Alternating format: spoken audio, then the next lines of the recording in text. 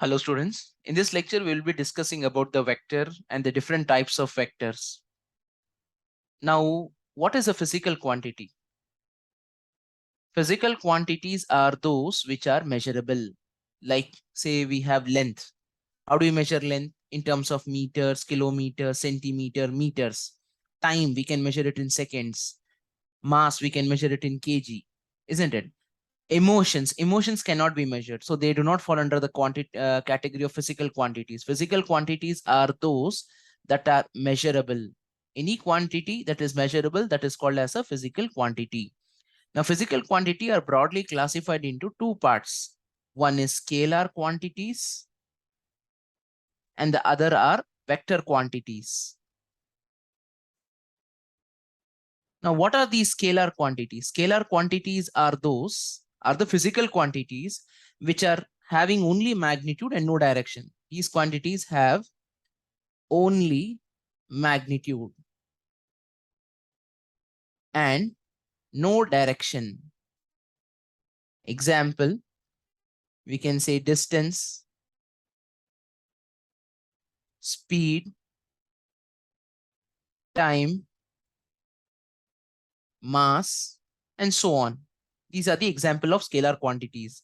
What are vector quantities? In contrast to scalar, vector quantities are the physical quantities which have both magnitude and direction. These have both magnitude and direction. Example, displacement, velocity, acceleration, force, weight.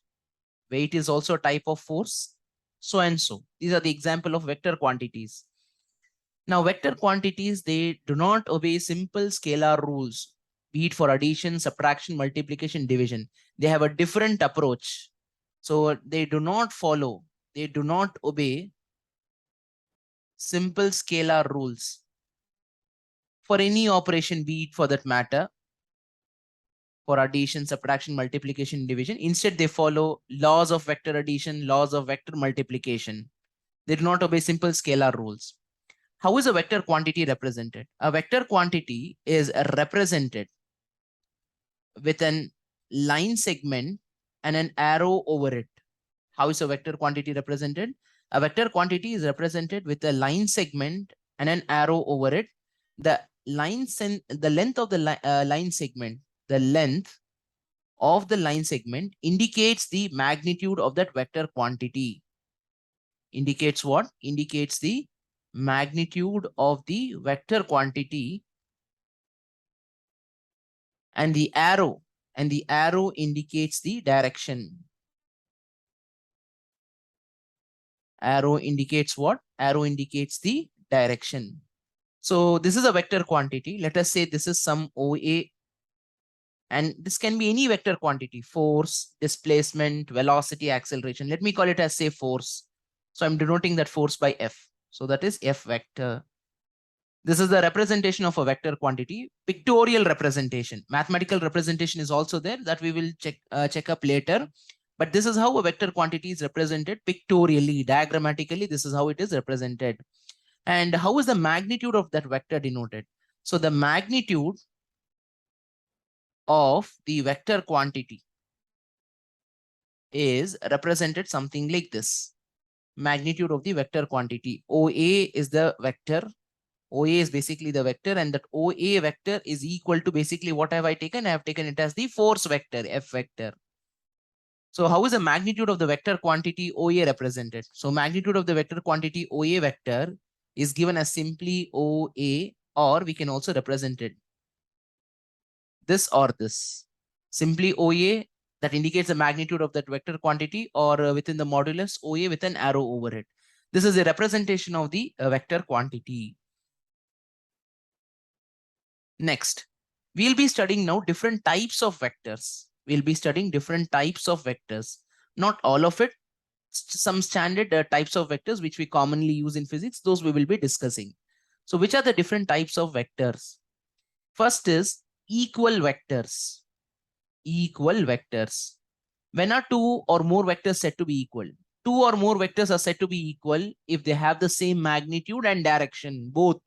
Not only magnitude should be same, magnitude as well as direction, both should be same. So two vectors are said to be equal if and only if they have same magnitude and direction. Both magnitude and direction, both should be preserved. Not only magnitude as well as direction, both should be same. Only then those vectors are said to be equal vectors. Second, negative of a vector. Negative of a vector. Let us say I have a vector. Let us say I have a vector, A vector. I want to find the negative of that vector. So negative of a vector is a vector quantity. This is a vector having same magnitude as the original vector. So you have to understand this point. It's not that magnitude will be negative. Negative of a vector is a vector having the same magnitude as the original vector. But what is same? But direction is reversed. But what is same, people? But direction is reversed. This is the negative of a vector. Let us say I have a vector. Say this is some OA vector. This is OA vector. Let us call this as, say, some F vector. What is the negative of this vector? Negative of this vector is nothing but it is a vector having the same magnitude. What is the magnitude of F vector? If I call this as force vector and whose magnitude is equal to, say, some 10 Newton, if I take, negative of this vector will be a vector having the same magnitude as this vector, but the direction will be opposite. So negative of OA will be in this direction. Negative of OA will be in this direction. So this is represented with a yellow colored line. That is nothing but a minus of OA vector. And the one that is represented with this white colored thing, that is plus of OA vector or simply OA vector. Magnitudes are same. Keep in mind that magnitudes are same. The magnitude of this will still be equal to 10 Newton. Magnitude will not become negative. Only what will be negative? Only the direction, isn't it? Minus OA vector indicate that the direction is reversed, but the magnitude will still be the same. Are you following something? Third, very, very important, unit vector. This is what is very important in physics. Unit vector. Unit vector, as the name itself indicates, the magnitude is 1. What is a unit vector? The magnitude of a unit vector is 1. Is 1 or unity. Why do we use a unit vector? Mainly, unit vector is used to indicate the direction. Why is a unit vector used? Unit vector is used mainly for direction purpose. That is what is unit vector used for. Now, how do we denote a unit vector? Unit vector is denoted with a cap over it. Unit vector is denoted with a cap over it. Like, let us say, this is one vector, OA vector. The condition is that the property is that along any vector, along every vector, one unit vector can be found. You have a vector given. That vector can have whatever magnitude it has, like 10 Newton, 20 Newton, okay, 50 Newton. I've just taken an example of force. Along every vector, one unit vector can be found. Along every vector, a unit vector can be found. A unit vector can be found. Let us say I have this vector OA vector. Are you following something? Unit vector along this OA vector. Unit vector along OA vector. As per the above property, the above property states what? Along every vector, one unit vector can be found. So unit vector along this given vector OA vector is denoted by OA cap. It is denoted by OA cap or OA hat. Hat or cap particularly indicates it's a unit vector. And how do you find that vector? That vector is equal to the given vector by its magnitude. This is how the unit vector is found. Unit vector along any vector is given by that vector along which a unit vector is found divided by its magnitude. We will see what is the use of this formula. Now, as I told you, mainly unit vector is represented for what? For indicating the direction. So along the three coordinate axis,